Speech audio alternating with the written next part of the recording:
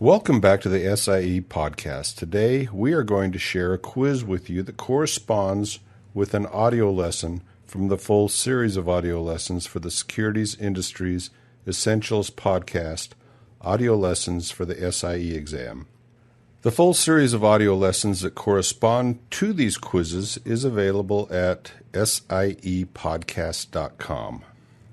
This quiz consists of questions which are answered in Lesson 4 of the Securities Industries Essentials podcast, audio lessons for the SIE exam. This is a quiz on special securities. First question. These are rights to purchase stock at specific prices that are long-term in nature. And the choices are A, purchasing rights, B, preemptive rights, C, option rights, and 4, warrants. The answer is D, warrants. Again, the question was, these are rights to purchase stocks at specific prices that are long-term in nature. And the answer is warrants. Question 2. To which of the following can warrants be attached to? A, the sale of common stock, B, the sale of preferred stock, C, the sale of bonds, or D, all of the above? And the answer is D, all of the above. So warrants can be attached to common stock, preferred stock, or bonds. Question 3. Warrants can be traded, but they should be traded along with the stocks or bonds that come with them. A, true, B, false. The answer is false. They can be traded independently and on their own. Question 4. The value of the warrant is based on the blank that it is tied to. And the choices are A, stock, B, dividend of the stock, C, interest rate of the stock, or D, par value of the stock. And the answer is A, the stock. The value of the warrant is based on the stock that it is tied to. Question 5. Warrants allow trading foreign stocks on the U.S. market. A, true, B, false. The answer is false. It is the ADR that serves as a vehicle for trading foreign stocks on the U.S. market, not a warrant. Question 6. Rights to buy a new stock come about as a result of blank. And the choices are A, preemptive rights, B, purchasing rights, C, voting rights, or D, warrants.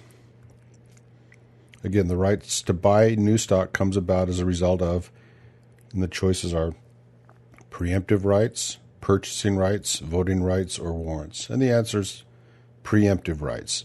The first choice, A, preemptive rights. Question 7. How are warrants and rights similar? And the choices are A, both warrants and rights are traded separately from the stock that they are attached to. B, they both serve as enticements to buy stock. C, they are both special securities. Or D, all of the above. And the answer is D, all of the above. Warrants and rights are similar because they both are traded separately from the stock that they are attached to. They serve as enticements to buy stock, and they're both special securities. Question 8. How are warrants and rights different? A, warrants are short-term in nature while rights are long-term in nature. B, warrants are long-term in nature while rights are short-term in nature. C, warrants are attached to stocks while rights are not attached to stocks. Or D, rights are attached to stocks while warrants are not attached to stocks. And the answer is warrants are long-term in nature while rights are short-term in nature. The choice is B. Again, warrants are long-term in nature while rights are short-term in nature. And again, the question was, how are warrants and rights different? Question 9. The warrant can be exercised immediately after the issuance of the bond or stock that it is attached to. And the choices are true or false. A, true, B, false. And the answer is false. When a warrant is issued with equity, the preferred stock, there's usually a wait period before you can exercise this warrant. Question 10. All warrants have expiration dates. A, true, B, false. And the answer is false.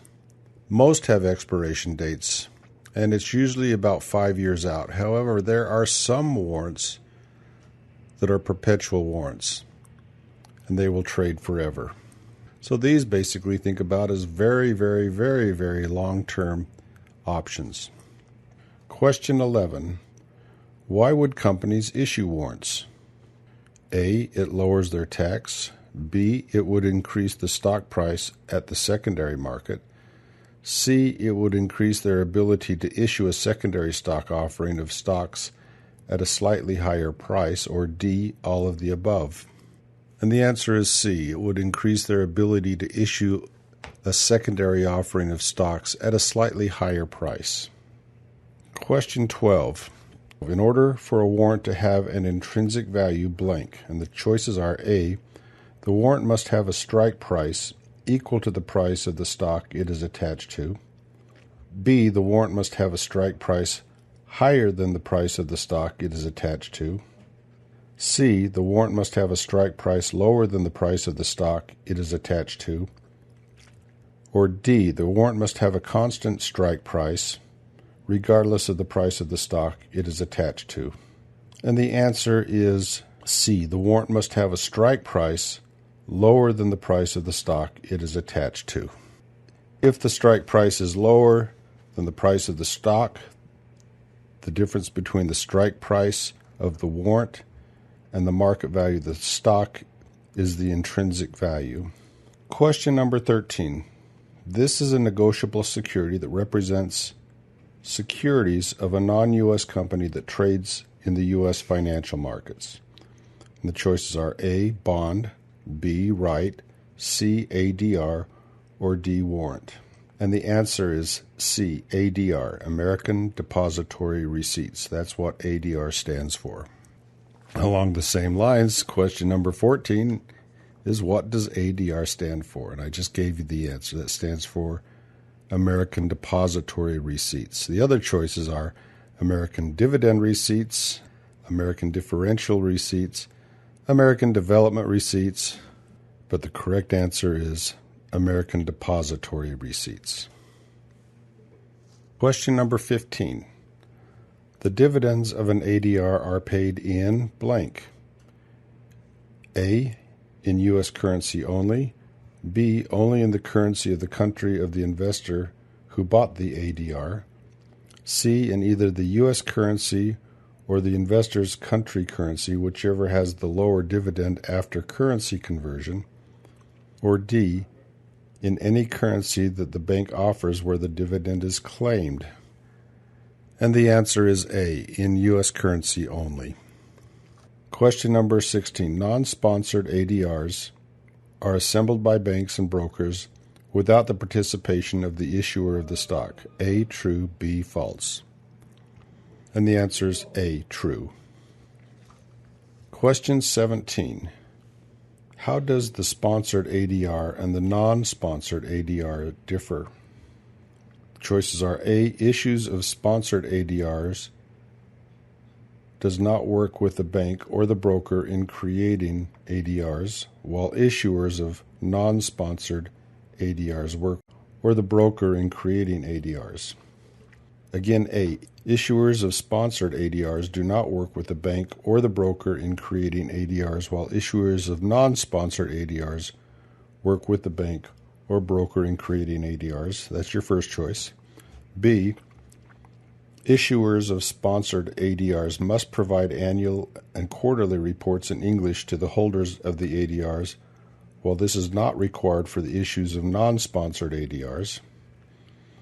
C, holders of sponsored ADRs have voting and preemptive rights, while holders of non-sponsored ADRs do not have voting rights or preemptive rights. Or D, all of the above. And the answer is B. Issuers of sponsored ADRs must provide annual and quarterly reports in English to the holders of the ADR, while this is not required for the issuers of non-sponsored ADRs. Question number 18. What are the risks in ADRs? A. Currency risk, B. Market risk, C. Stock ownership risk, or D. All of the above. And the answer is D. All of the above. You have currency risk, market risk, stock ownership risk. All those risks. Question number 19. How are foreign taxes handled in ADRs? Choices are A. Foreign taxes reduce depending on the total value of the warrants attached to the ADR. B. Foreign taxes increase depending on the total value of warrants attached to the ADR. C. The tax withheld can be claimed by the ADR holders as a credit when paying their U.S. taxes. Or D. The tax withheld can be claimed by the ADR holders as a debt when paying their U.S. taxes.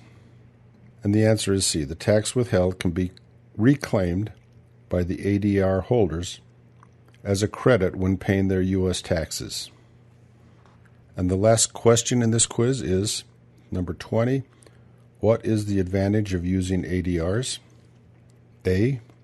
Non-American companies using ADRs have liquidity in the U.S. stock market. B. Non-American companies using ADRs are not registered in the United States and therefore exempted from the reporting rules by the Securities and Exchange Commission. C. Using ADRs instead of common stock reduces time and cost. Or D. All of the above. And the answer is D. All of the above. The advantages of using an ADR are A. Non-American companies using ADRs have liquidity in the U.S. stock market. B. Non-American companies using ADRs are not registered in the United States and therefore are exempt from the reporting rules by the Securities and Exchange Commission. C. Using ADRs instead of common stocks reduces time and cost. Thank you for listening. I hope you did well. If you need to review this topic, please re-listen to this lesson from the full series of audio lessons, which are available at siepodcast.com. Best of luck in your studies. All quizzes and content of the SIE podcast are copyrighted by Franz Amison, and all rights are reserved. No duplication is allowed without express written permission by Franz Amison.